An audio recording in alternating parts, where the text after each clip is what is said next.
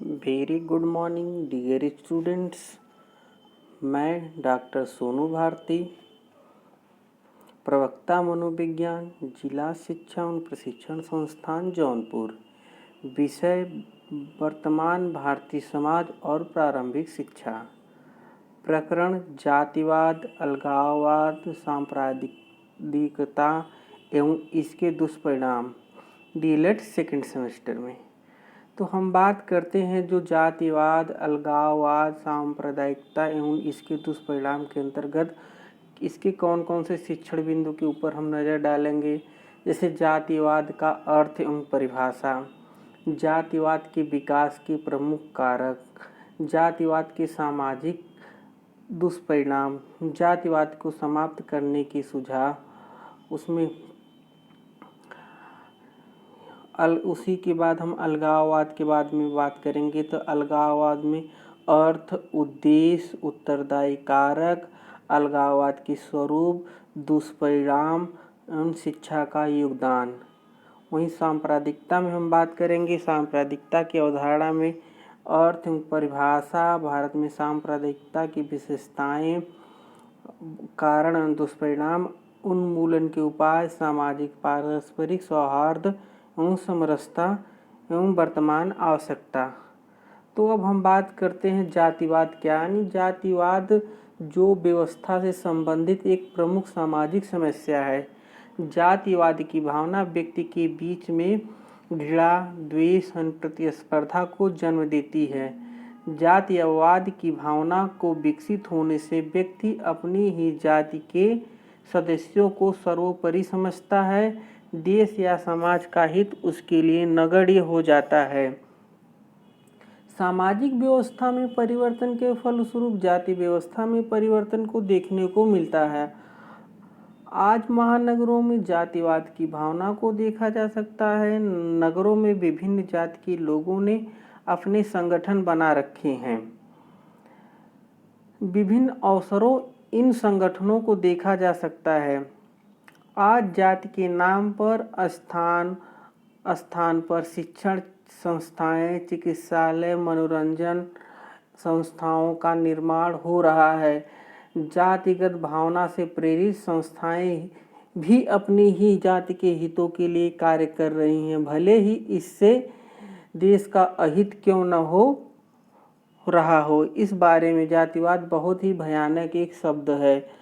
जातिवाद की अगर अर्थ एवं परिभाषा के ऊपर हम नज़र डालते हैं तो डॉक्टर कैलाश नाथ शर्मा के अनुसार जातिवाद या जाति भक्ति एक जाति के व्यक्तियों की वह भावना है जो देश समाज के सामान्य हितों का ख्याल न रखते हुए केवल अपनी ही जाति के सदस्यों के उत्थान, जाति एकता और जाति की सामाजिक परिस्थिति को सुदृढ़ करने के लिए प्रेरित करती हो। अन्य क्या है, देश या समाज के समान हितों का ख्याल न रखते हुए केवल अपनी ही जाति के सदस्यों को लोग ऊपर फोकस करते हैं, न कि उसके उत्थान, जाति एकता और जाति की सामाजिक परिस्थिति को सुदृढ़ करने के लिए प्रेरित हो। वहीं के एम पन्नीकर के अनुसार बात करें तो राजनीतिक भाषा में उपजाति की प्रतिनिष्ठा का भाव ही जाति है। उपयुक्त परिभाषाओं पे अगर हम नज़र डालें तो मोटी मोटी बातों पे अगर हम कहा जाए तो जातिवाद के दो स्पष्ट पहलू है। पहला है भावना और कर्म। पहला मनोवैज्ञानिक और दूसरा व्यवहारिक। यानी मनोवैज्ञानिक दृष्टिकोण से प्रभावित व्यक्ति अपने भावनाओं को अपनी ही जाति में केंद्रित कर देता है। यानी जो उसकी फीलिंग्स होती है वो अपने आप ही केंद्रित कर देता है, उन्हीं के कल्याण के लिए चिंता करता है। यह चिंता या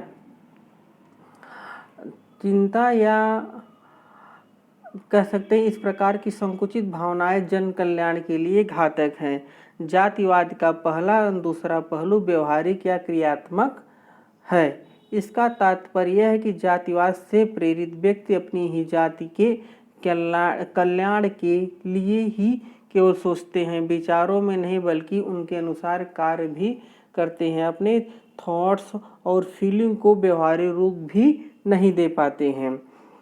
तो इसी क्रम में हम चलते हुए जातिवाद की प्रमुख कारक क्या क्या हैं उस पर हम नज़र डाल लेते हैं। तो जातिवाद के प्रमुख कारक हैं विवाह संबंधी प्रतिबंध, पहला है। दूसरा है जातिवाद का उद्गम स्रोत जाति है। जजमानी तथा प्रथा का टूटना, प्रचार व यातायात के साधनों में वृद्धि करना, विभिन्न जाति संगठन का होना। जातिवादिता के सामाजिक दुष्परिणाम भी कुछ हैं। तो हम बात करते हैं, जैसे आपका जातिवाद प्रजातंत्र के लिए घातक है, राष्ट्रीयता में बाधा है। वहीं आप बात करते हैं नैतिक पतन का भी कारण है। वहीं भाई भतीजावाद को प्रोत्साहन देने के लिए भी बहुत बड़ी चीज़ के लिए करता है। उसी में एक तरह से मान लीजिए सामाजिक एकता में बाधक भी है, देश में सर्वांगीण विकास में भी बाधक है।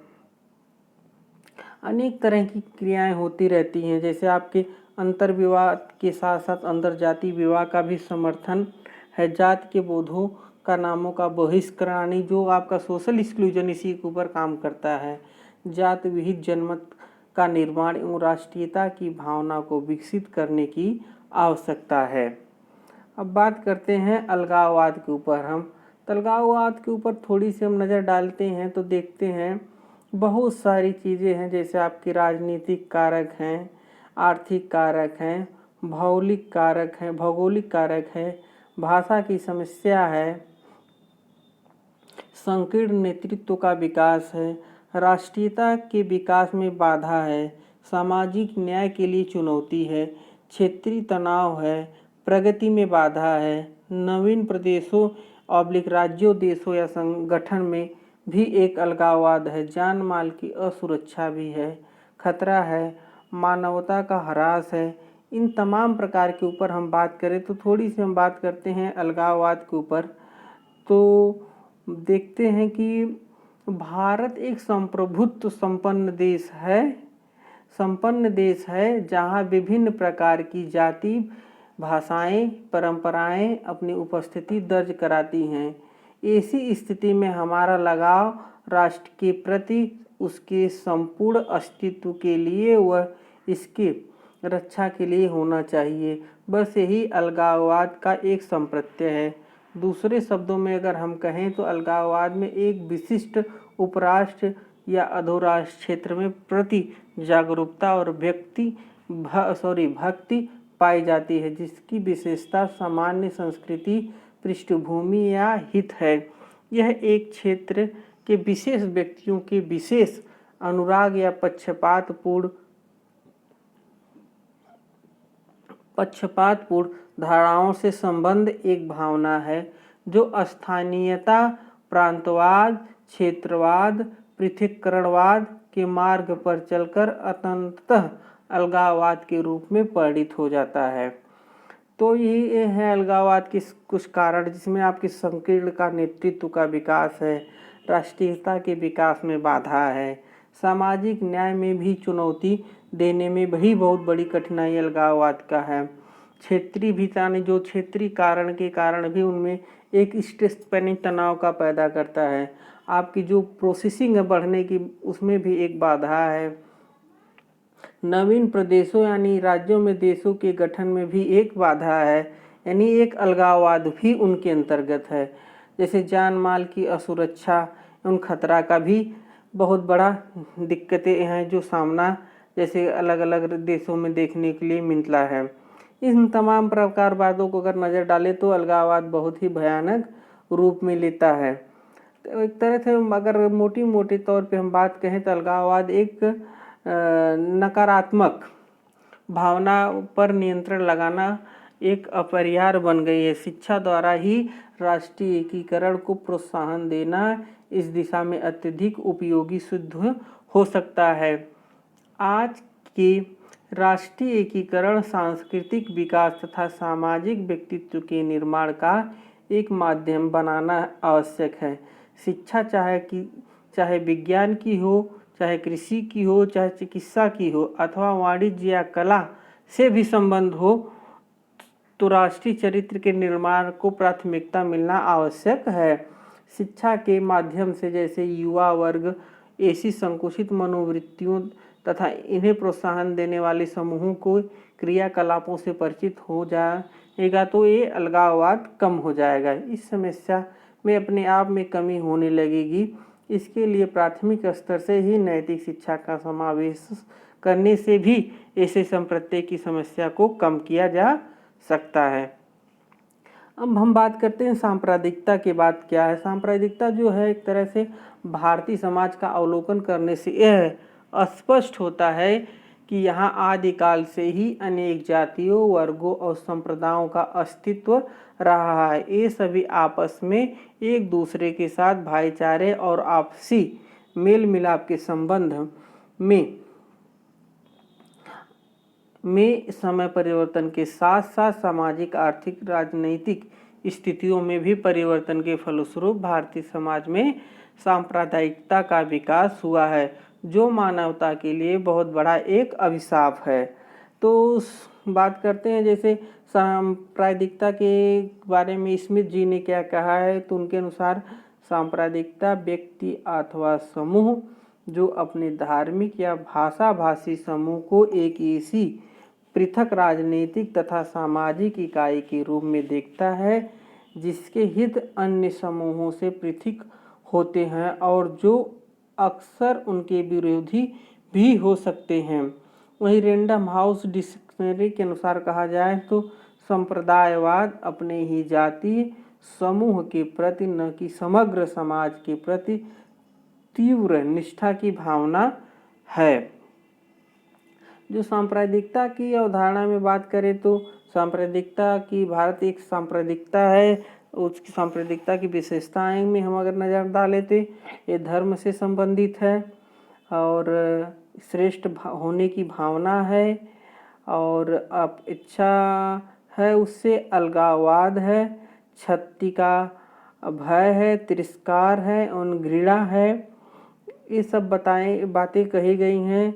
जैसे अनुकूलन का अभाव है, धार्मिक कट्टरता है, ये सब बातें कही गई हैं जो सांप्रदायिकता को बहुत तरीके से विशेषताएं उसके बारे में बताती हैं। वही सांप्रदायिकता के कारण की बात करें तो उसमें देखते हैं कि क्या फूट डालो राज करो, यानी जगहों जगहों पे आपको बीच में लड़ाई कराएंगे, फिर उसके ऊपर वो आप एक दूसरे से बात करके लड़ाई लगाने के कारण उनका मतलब यही होता है कि उसमें हम फूट डालो राज करो।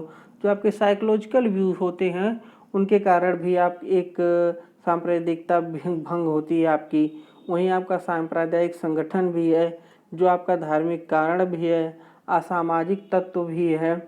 अब एक तक कहते हैं उसके दुष्परिणाम भी काफ़ी मिलते हैं। जैसे सांप्रदायिकता की बात करें तो सांप्रदायिकता की बात हम करें तो जो जाति संगठन के कारण दुष्परिणाम भी बहुत देखने को मिलता है, जो अलगाववाद की भावना है।